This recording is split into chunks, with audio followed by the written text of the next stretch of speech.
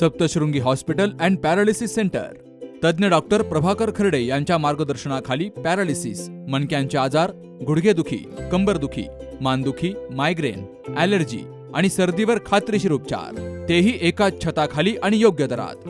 इथं उपलब्ध आहे acupuncture, physiotherapy, panchakarma, massage, steam bath, tub bath, digital X-ray आणि अत्याधुनिक पॅथॉलॉजी लॅब. त्यासोबतच निसर्गरम्य वातावरण, आरामदायी रूम्स, कॅन्टीन आणि प्रशिक्षित स्टाफ. आजच संपर्क साधा.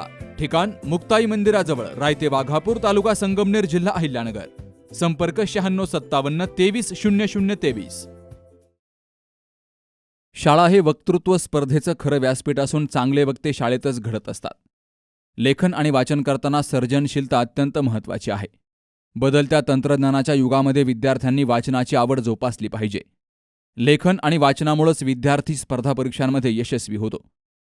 विद्यार्थ्यांमध्ये वाचनाची गोडी निर्माण करण्यासाठी शिक्षकांनी विशेष प्रयत्न करावेत, असं प्रतिपादन संगमनेर तालुक्याचे तहसीलदार धीरज मांजरे यांनी केलंय.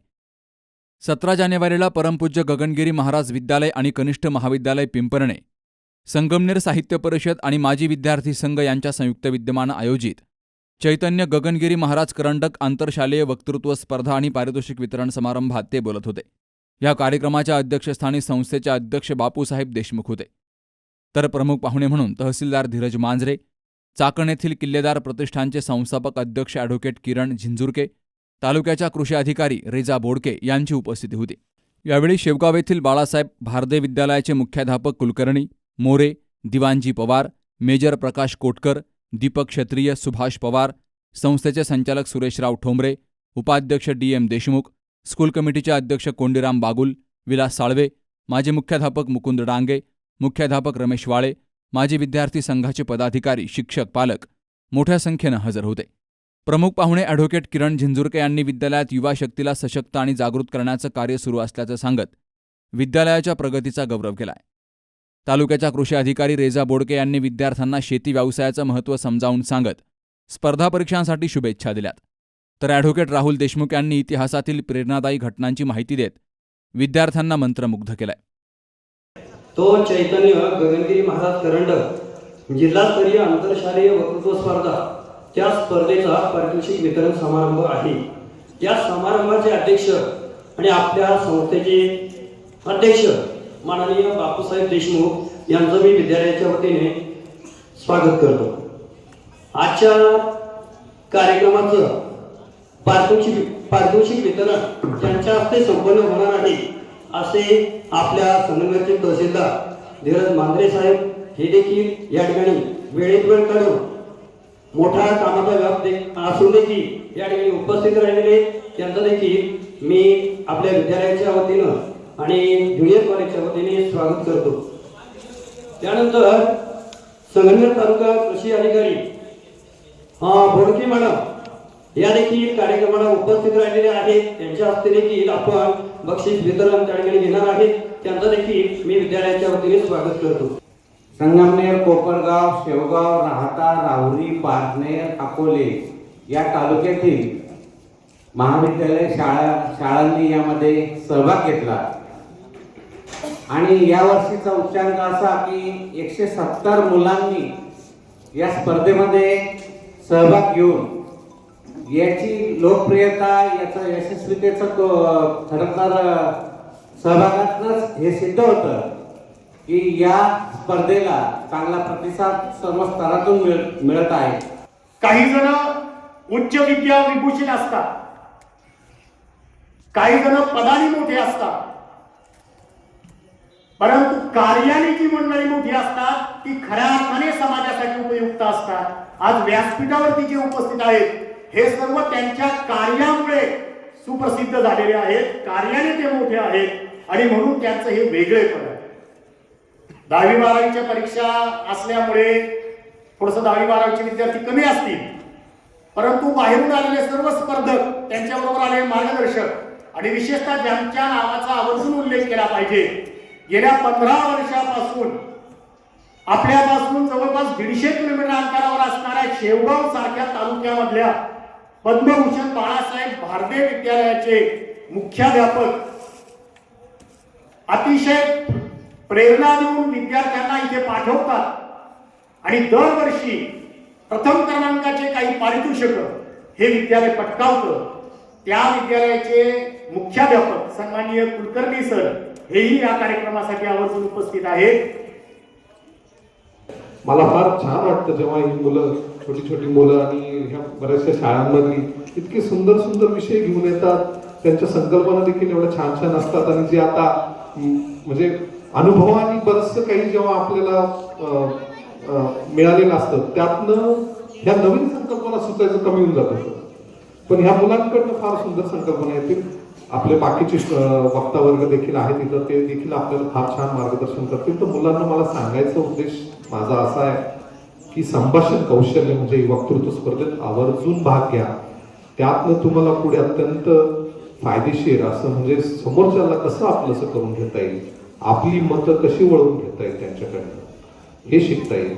आणि त्या निमित्ताने मला इथे बोलवलं त्याबद्दल मी संस्थेचे आणि महाविद्यालयाचा अत्यंत आभारी आहे. परत नाही तुम्हाला मी धन्यवाद देतो. आणि तुम्हाला मी प्रथम तुम्ही या विद्यालयाला भेट द्यायला आलात अचानकपणे, ते कशासाठी ह्या ज्या ज्युनियरची किंवा जी मोठ्या वर्गाची विद्यार्थी यांना ही पीक पाहणी समजा, कारण पालक शेतकरी थोडासा अडाणी आहे, अज्ञान आहे त्याला. कारण मी एक शेतकरी आहे, मला माहिती आहे काय करावं लागतं. ही पीक पाहणीचा जो प्रकार आहे पालकाला जमत नाही, विद्यार्थ्यांना मार्गदर्शन करण्यासाठी ते होऊन आलेले म्हणजे असे अधिकारी तुम्हाला क्वचित पाहायला भेटतात. तर हे असं सामाजिक त्याला आधार देत असलेली अशी सगळी मंडळी आज आपल्याला इथं आवर्जून लाभले. त्यांच्या हस्त्याला तुम्हाला पारितोषिक घ्यायचे कसं, ही लोक प्रेरणादायी. तुम्ही पुढे शिकून जे काही करणारे म्हणजे आपल्याला जे आयोजन झालेले मुलं त्यांच्याच वेगवेगळ्या क्षेत्रातली अधिकारी मंडळी असली, शिक्षण क्षेत्रात त्याचं साहित्य क्षेत्रातली मार्गदर्शनासाठी महाराज जास्त झालं. तर ते गाव कुठं शाळा आपली छोटी एवढी, पण ही जी मोठी माणसं येतात तर केवळ गगनगिरी महाराजचा आम्हाला आशीर्वाद, त्यांची इच्छा आणि येणाऱ्या व्यक्तीची पुढच्या पिढीत प्रति असणारी तळमळ त्या सगळ्यातून हे उपक्रम घडून येतात. आणि असे जे उपक्रम डांगेश्वरांनी सगळी मंडळी आहे हे थोडं वेगवेगळ्या अजून आपल्याला काही करता येतील का, त्याचबरोबर आपल्या शाळेचा शैक्षणिक दर्जा कसा वाढवता येईल हे आपल्याला पाहावं लागेल भविष्यामध्ये. आणि मग आवडतं DMD सहकारी सुरेश मुंडे आहेत, बागुल सर आहेत, पवार सर आहेत, साळवे सर आहे, ही सगळी माझ्याबरोबर असलेली जी टीम आहे. म्हणजे हे जे श्रेय हे काय कोणाला एक जातात नाही, प्रत्येकाची तळमळ आणि मला गेली 30-40 वर्ष यांनी साथ दिली आणि आम्ही हे सगळी उभं करू शकतो. आणि आज काही वेळेला ग्रामीण भागातल्या शेतकरी शेतमजूर ह्या मुलांना एक चांगली शाळा, चांगला परिसर आणि चांगलं एज्युकेशन आणि चांगल्या ऍक्टिव्हिटी व्हाव्या त्या दिशेनं आमचे प्रयत्न असतात. आणि असाच तुमच्यासारख्या अधिकारी किंवा इतर क्षेत्रातल्या मान्यवर लोकांचा आम्हाला असंच प्रतिसाद मिळत राहिला तर आम्हालाही कुठे भविष्यामध्ये अजून स्फूर्ती वाढेल, अजून आम्ही काहीतरी मुलांना देण्याचा प्रयत्न करू. मोबाईलचा फायदा हा चांगल्यासाठी घ्यावा. मोबाईल अँड्रॉइड जरी असला तरी आता सगळीकडे AI टेक्निक आहे. सर्व विद्यार्थी आता शिक्षणामध्ये शिक्षण जे आहे सर्वच आता नवीन पिढी आहे ती नोकरीच्या दिशेला वळत आहे. तर माझं एवढं सांगणं आहे की नोकरीपेक्षा शेतीमधूनही खूप काही उद्योग करता येईल. तर सर्वांना विनंती आहे शेतीला कमी समजू नका आणि शेतीकडे खूप काही शासनाच्या योजना आहेत तर त्या योजनेचा फायदा घ्या. आणि शेतीमधूनही अनेक आपल्याला छोटे छोटे उद्योग जे काही उत्पादन करतो त्याच्यातून छोटेसे उद्योग प्रक्रिया सुद्धा आपल्याला करता येतील. तर या निमित्तानं मला इथं बोलण्याची संधी दिली. सर्वांना मी भविष्यासाठी शुभेच्छा देते. ज्या विद्यार्थ्यांना ज्या स्पर्धकांना बक्षीस मिळालेलं आहे त्या सर्वांना मी शुभेच्छा देतो. आणि ज्यांना मिळालेलं नाही त्यांनी ते मिळवण्यासाठी प्रयत्न करा. तर बाकीचा इतिहास या ठिकाणी आपल्याला बघायचा नाही. विद्यालयामध्ये विविध प्रकारचे उपक्रम आयोजित केले जातात. विद्यालय उभारणीमध्ये किती अडचणी निर्माण झाल्या हे बापूसाहेबांशिवाय दुसरं कोणाला सांगता येणार नाही. आम्ही स्वतः त्याच्यामध्ये पाहिलेलं आहे. किती अडचणीतून हे विद्यालय उभं आहे. पदरबोर्डकडून विविध लोकांच्या माध्यमातून हे विद्यालय सुरू करण्याचं काम त्यांनी केलेलं आहे. आणि आज ह्या छोट्याशा रोपट्याचा मोठा कल्पवृक्ष वटवृक्ष झालेला आहे. मी वक्तृत्व स्पर्धा केलेल्या आहेत. आम्ही 10-10 वेळेला आरशासमोर उभं राहून भाषण करायचो. असा करायचा का, असा करायचा का, असा करायचा. आणि जर बोलायच्या वेळ 7 मिनिटं असेल तर आपण जे भाषण पाठ केलेलं आहे ते समजा 7 मिनिटामध्ये संपतं का 8 मिनिटात जातं का 6 मिनिटात संपतं, त्याच्यात पण मार्क असतात. खूप लवकर संपलं तरी मार्क कमी पडतात आणि उगाच वाढवलं तरी मार्क त्या ठिकाणी कमी होतात. त्याच्यामुळं बरं आपण जे शब्द उच्चारण करतो ते शब्द बरोबर जातात का हे पण पाहिजे असतं. म्हणून भाषण करणारा वक्ता ज्यावेळेला स्टेजवर उभा राहून बोलत असतो त्याच्या अगोदर त्यानं जो 10 वेळेस एकतर आरशापुढे बोललेला असतो किंवा मनातल्या मनात तरी त्यानं भाषण केलेलं असते. पाठांतर करत असताना शेवटी आपण मनातल्या मनात तरी भाषण करत असतो. म्हणून माझी आपल्या सगळ्याला विनंती आहे की जर तुम्हाला स्टेजवर जाऊन भाषण करण्याची भीती वाटत असेल तर तुम्ही आरशासमोर एकदा भाषण करा आणि आरशासमोर नाही जमलं तर मनातल्या मनात तरी 5 मिनिटं एकदा भाषण करा. कारण बदललेल्या तंत्रज्ञानाच्या काळामध्ये मनातल्या मनातलं भाषण संपून गेलं. कारण हा मोबाईल सकाळी झोपेतून उठल्यापासून संध्याकाळी झोपेपर्यंत आपल्याला काही सोडत नाही. आणि मनातल्या मनात बोलणं याचा अर्थ मला असं सांगायचा की आत्मचिंतन. ते भाषण करणं 10 मिनिटं भाषण करायचं असेल तर 10 तास त्याच्यावरती त्या ठिकाणी वाचन, विचार, चिंतन, मनन, मार्गदर्शन, मग त्याची भाषणाची स्क्रिप्ट बनवणे, ती पाठ करणे आणि बोलणे हा प्रकार आहे. पण हल्ली काय झालंय की चिंतन, मनन ह्या गोष्टीच होत नाहीत. पहिले वक्ते जे बोलायचे, जुने जे वक्ते होते, मी तुम्हाला सांगेन की आपले प्राचार्य शिवाजीरावजी भोसले साहेब, आता त्यांची प्रत्यक्ष भाषणं ऐकायचं भाग्य कधी मला लाभलं नाही, पण शिवाजीराव भोसले साहेबांची 8 ते 10 भाषणं YouTube वरती आहेत.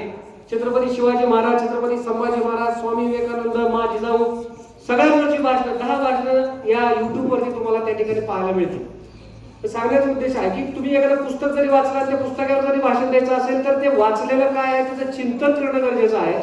जो चिंतन करेल, मनन करेल आणि त्याच्यातून काहीतरी निर्माण करेल ते लोक निश्चितपणाने ऐकतील.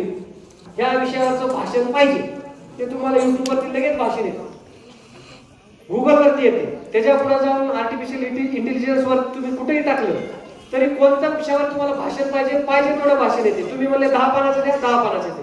तुम्ही म्हणले 2 पानाचं द्या, 2 पानाचं येते. तुम्ही म्हणले 1 पानाचं भाषण द्या, 1 पानाचं भाषण येते. पण हे ऐकतं खायची जी सवय लागलेली आहे ना त्याच्यामुळे कष्टाचेच खावे म्हणून एक धडा होता बघा आपल्याला. मराठीच्या पुस्तकामध्ये पहिला धडा होता कष्टाचेच खावे, आणि कष्टाचीच खाण्याची जी सवय आहे ती हळूहळू कमी होत चाललेली आहे. म्हणून माझी विनंती आहे, आपण सर्व शिक्षक आहात, पालक आहात, या विद्यार्थ्यांना भाषण स्वतःला लिहू द्या. फक्त लिहून देणं, त्यानं पाठ करणं आणि इथं बोलणं याच्यापेक्षा त्याने 2 पुस्तकं वाचली, त्याच्यावर आत्मचिंतन केलं आणि त्याच्यानुसार लिहिलं आणि तो बोलला तर निश्चितपणाने त्याचा फायदा त्या ठिकाणी होऊ शकतो. तंत्रज्ञानाचा फायदा आपल्याला त्या ठिकाणी आपल्या भाषणामध्ये घेता येऊ शकतो.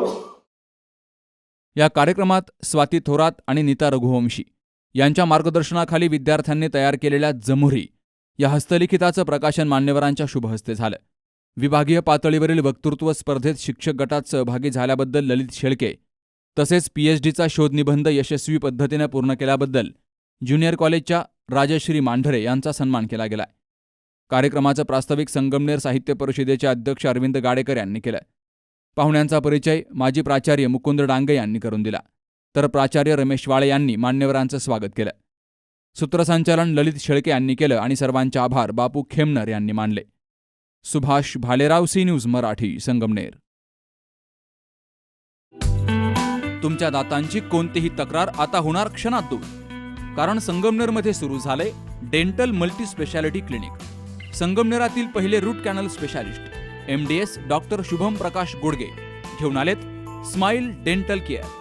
सर्व नवीन अत्याधुनिक डिजिटल यंत्रसामग्रीसह आपल्या सेवेस सदैव तत्पर. वेदनारहित उपचार हाच आमचा विचार. तेव्हा एक वेळ अवश्य भेट द्या. ठिकाण स्माइल डेंटल केअर, 2रा मजला, top 10 Imperial, Nashik Pune road, Sangamner. संपर्क 81 67 67 62 67.